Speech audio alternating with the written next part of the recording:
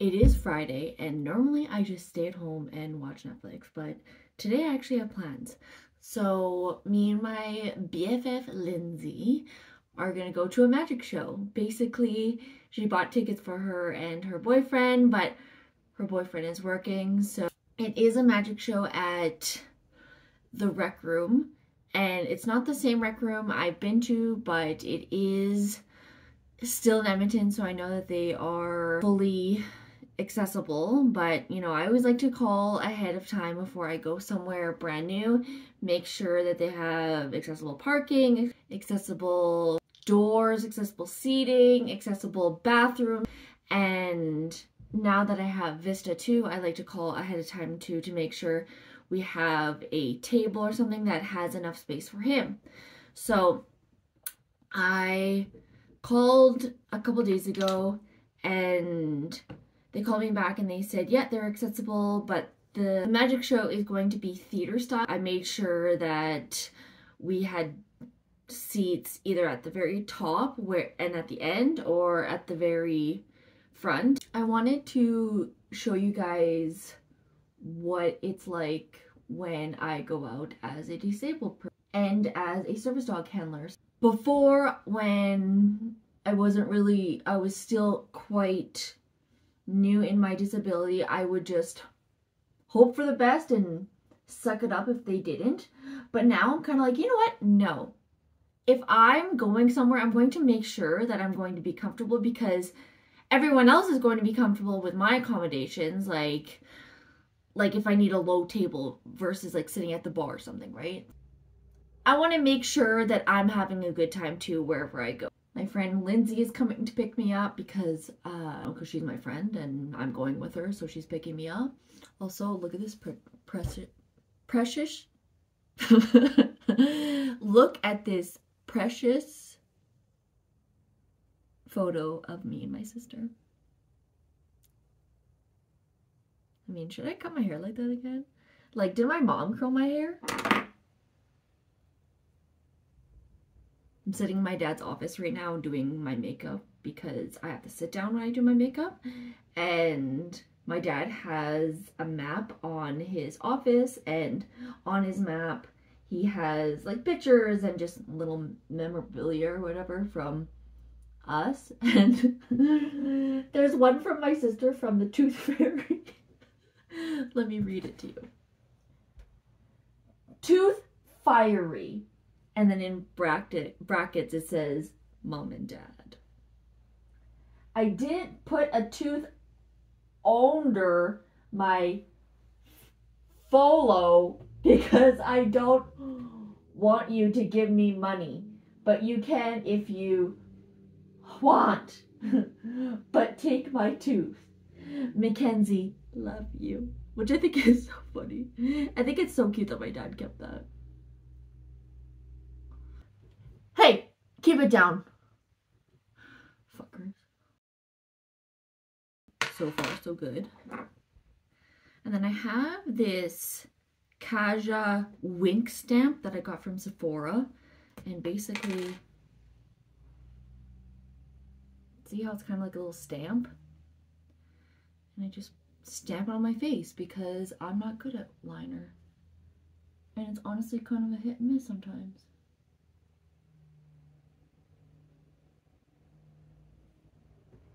Okay, not bad. I also watched Waco yesterday from Waco, Texas.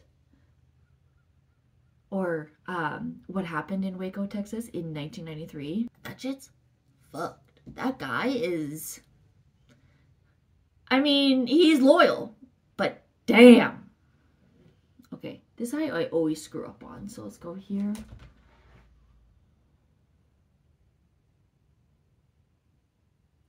I always screw up on this eye because this is the left side of my face and I always blink a lot. I'm very sensitive.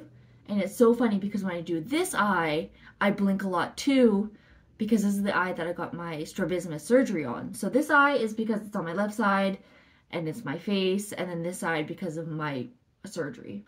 All my makeup tips that I've learned are mostly from my sister, but a lot of them that are like, you know, hidden tips I get from drag queens because they've been wearing makeup longer than I have, and they were like 8 pounds of makeup.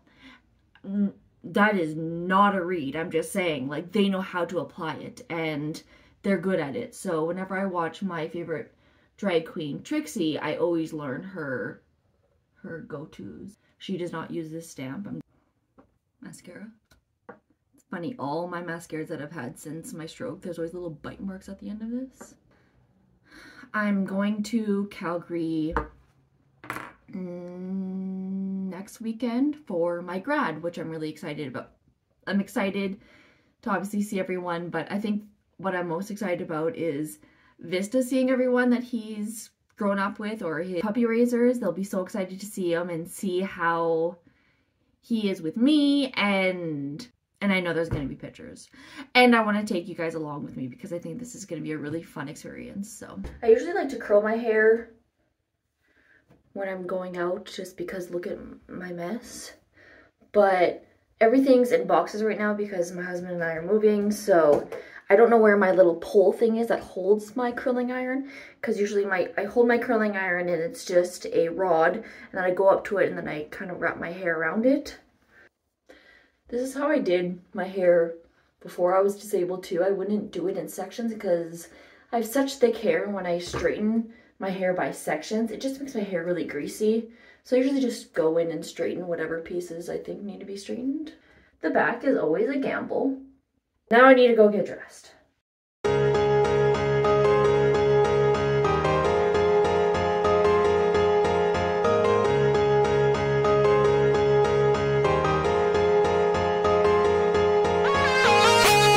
Pulling up to Rec Room right now.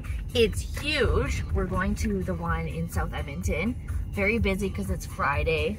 How many accessible stalls do we think that are going to be open? I'm gonna say 2. How many do we think are there going to be accessible stalls? I'm gonna say 1.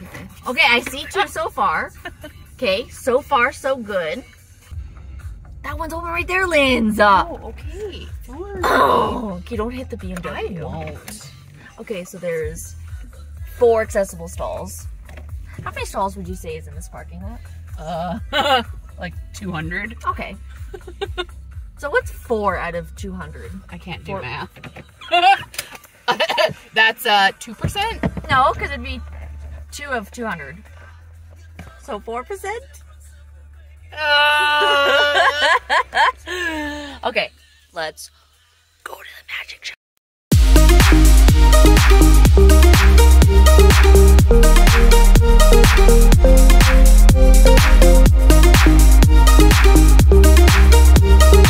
Okay, so the magic show was great. It was so much fun. Lindsay knows all the tricks though, and she told me how they trick you, and now I am pissed off because I was gullible the whole time. I was like, how'd that card get there?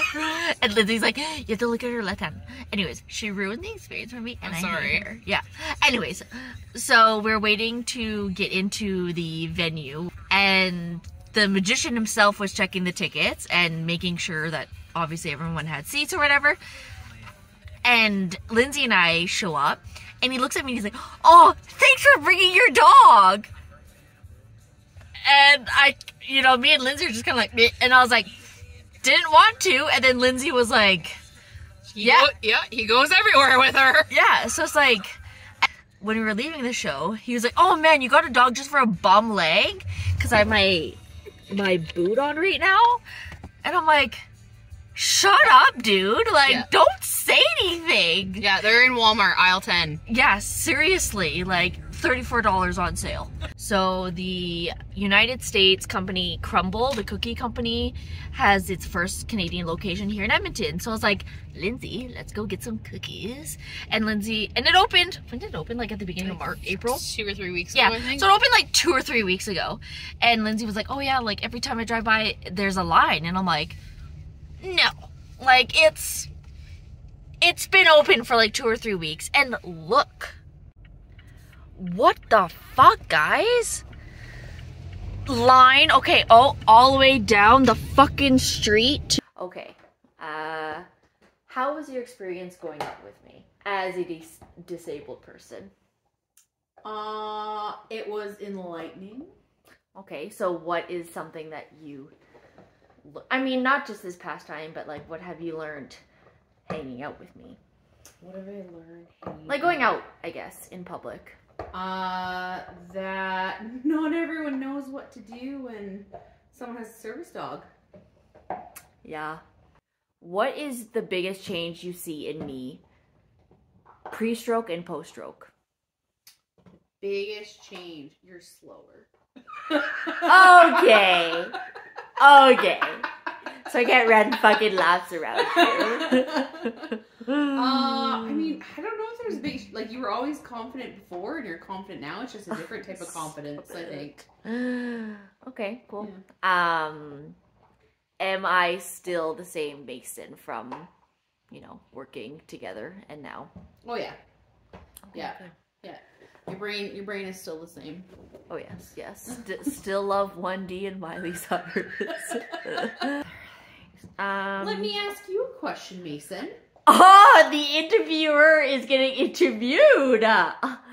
Okay, what's up? What is something Do I have chocolate on my face? I think I do. You guys are really good about asking where to go and what places are accessible for me, which is a really nice thing because in my last videos or posts or whatever, I always say how I can make myself a little bit comfortable, like in situations that, like, you know, bar tables, you know, they're really high, or, you know, there's not an accessible washroom or whatever, right? So I can do those kind of things, but it's really nice when friends or whoever's going out with me ask me, you know, where should we go? You know, we're gonna pick here, like what works for you, and they kind of give me the option of like where to go because they don't know what to look for within the accessibility. Question for you. What is something that myself or someone who's going out with you can help you with? As an ally. As an ally. Good question. Okay, well, most of my friends who know me pretty well, like my tools, yeah. Yeah, the needs and requirements. Yeah, so that's really nice just to ask the disabled person or whoever, how can I make this experience more comfortable for you? And honestly, it's not like I'm saying, oh yeah, let's go to an old folks home and hang out because it's fully accessible. Like, no, like when I say it's going to be comfortable for me, it just means that it's going to be at a low table.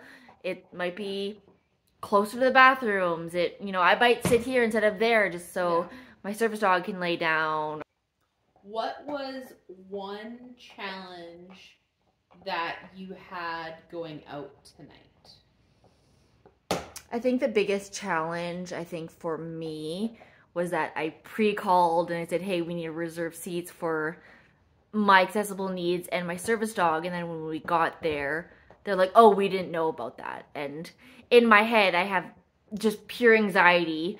And I kind of look into the venue and I'm like, okay, we can kind of sit there. Okay, that's fine. But, you know, Lindsay or like anyone would just go and be like, okay, yeah, we can sit there. Where me, I'm like, okay, where am I going to sit? Where's visitor going to sit? Can I see? Can I, like, you know, am I going to be comfortable? Whatever, right? So it was probably that instant panic of, oh my God, where are we going to sit? And am I going to be comfortable? Yeah. It's just, it's frustrating too because I try to do all the things that I can to prepare myself for events like this. And then when it doesn't happen, it just kind of sucks. Yeah. So it's like, I tried to call ahead of time and say, hey, I'm coming, and bitch better be ready. And then my front row seats. Exactly. Okay, that was a date night with me and my BFF. Yeah. Jazz hand. Look at this hand. Yeah. You see the card? No, because it's in this hand. It's in your mouth. Look behind your ear.